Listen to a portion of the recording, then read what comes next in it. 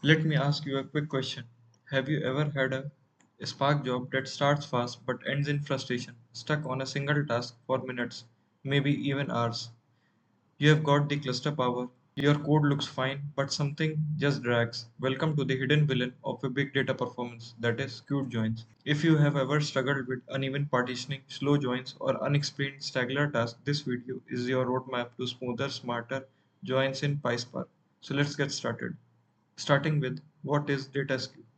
Data skew refers to the uneven distribution of data across the partition during Spark operation like joins, group by, etc.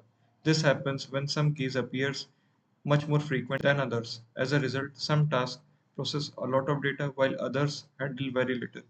For example, if one key, say user 1, occurs in 10 billion rows and others only appear 10, 20, or 50 times, then the partition that contains user 1 will be overloaded, and Spark cannot continue with subsequent stages until all the partition complete their task. As a result, skewed data leads to uneven workload distribution, stranglers, and long job execution times. So why data skew is a problem?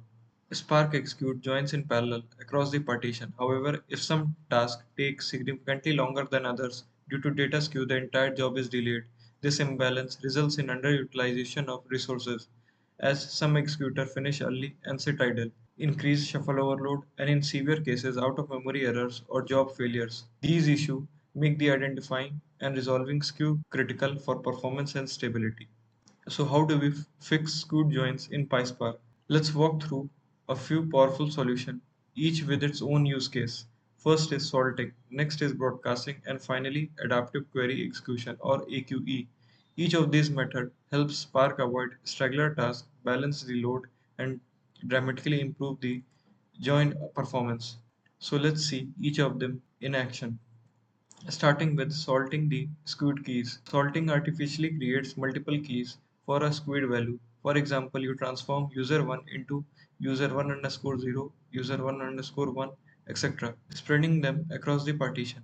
The small dataset must also be duplicated to contain matching salted keys. This spreads the data load, avoiding overload on a single partition. After the join, you can optionally revert the key back to its original form. This requires the additional logic and coordination. Next is broadcasting the small table. Broadcast join is a technique where Spark sends the smaller dataset to all workloads. This allows each executor to perform the join locally, eliminating the need for a shuffle.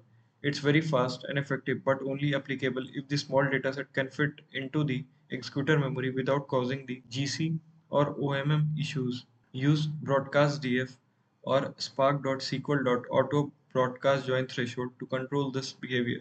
Next is adaptive query execution. Adaptive query execution, or simply AQE, is a dynamic optimization framework that adjusts query plans at runtime. When Spark detects a highly skewed join during execution, it splits the skewed partition into smaller subtasks and replicates small table data if necessary. This maintains parallelism and improves the performance. AQE works seamlessly without requiring the code changes. You just have to enable few config. So let's understand the skew join partition using the AQE.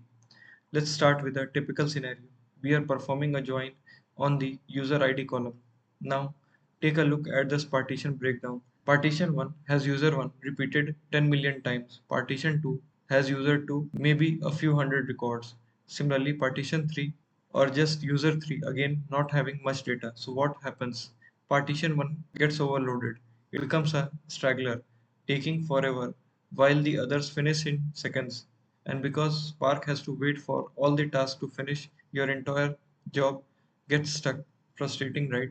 Now let's see what happens after a Spark applies adaptive query execution.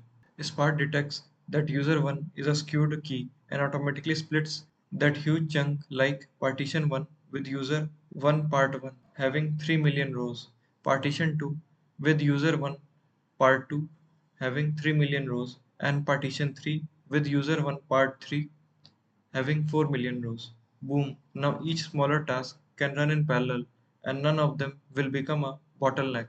Now Spark looks at your small DF, finds the row for user 1 and sends it to all the 3 split partition.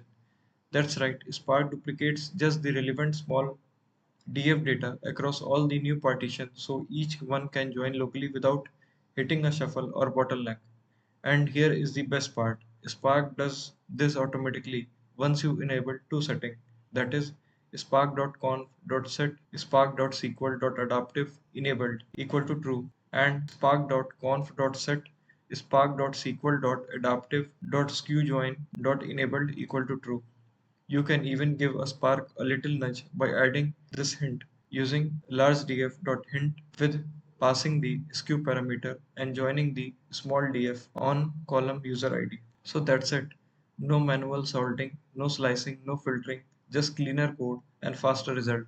One thing to note, EQE intelligently applies the skew optimization only where it is needed. In our example, the join keys user2 and user3 appear rarely and does not cause the skew. Spark processes them using the default join strategy.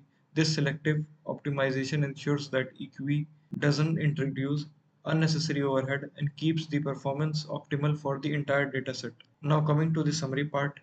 So handling data skew is crucial for building scalable Spark job. While traditional solutions offer control, they demand effort and tuning. Spark 3.x with AQE does this by automating skew detection and join optimization. Just enable to config and let Spark do the heavy lifting. It's efficient, robust, and essential for any production grade Spark pipeline.